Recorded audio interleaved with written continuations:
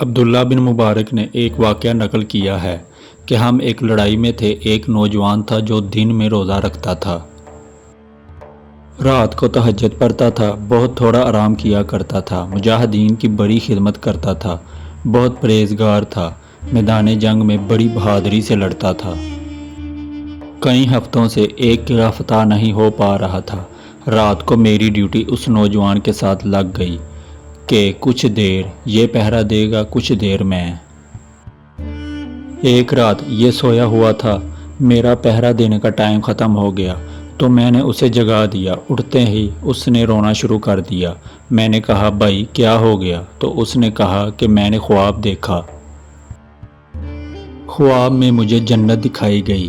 میں آگے گیا تو بہت خوبصورت عورتیں تھیں۔ میرا دل ان کی طرف مائل ہونے لگا تو فرشتوں نے کہا یہ تمہاری باندیاں ہیں، تمہاری بیوی نہیں، تمہاری بیوی آگے ہے، وہ ان سے بھی زیادہ خوبصورت ہے۔ وہ کہتا ہے فرشتے مجھے آگے لے کر گئے۔ جب میں قریب گیا تو ایک بہت خوبصورت کمرے میں تخت پر ایک بہت حسین و جمیل عورت بیٹھی ہوئی ہے۔ اس کے سامنے افطاری کا سامان رکھا ہوا ہے۔ مجھے بتایا گیا کہ یہ تمہاری بیوی ہے، اس کے ساتھ آپ نے افطاری کرنی ہے۔ میں جیسے اس کے قریب گیا، میں نے کہا افطاری کرو تو اس نے میرا ہاتھ پکڑ لیا۔ کہنے لگی ابھی تمہاری افطاری کا ٹائم نہیں ہوا، کل تم روزہ میرے ساتھ افطار کرو گے۔ وہ نوجوان کہتا ہے تم نے اسی ٹائم مجھے اٹھا دیا، مجھے اس منظر پر رونا آ رہا ہے، آپ نے مجھے کیوں اٹھایا؟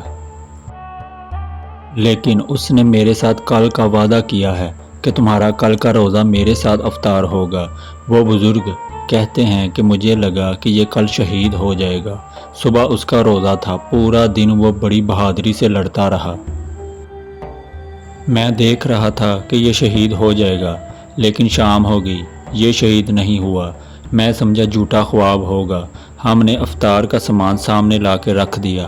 افطاری کا وقت ہونے والا تھا کہ قلعے سے ایک تیر آیا اور سیدھا اس کے سینے میں لگا اور وہ وہیں کلمہ پڑھ کے شہید ہو گیا۔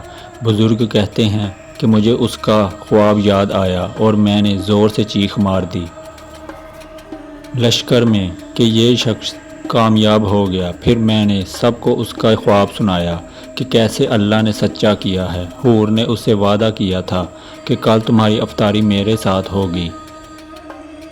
بزرگ کہتے ہیں جب میں یہ خواب مجاہدین کو سنایا تو اگلے دن مجاہدین اتنے جذبے سے لڑے کہ قلعہ فتح ہو گیا۔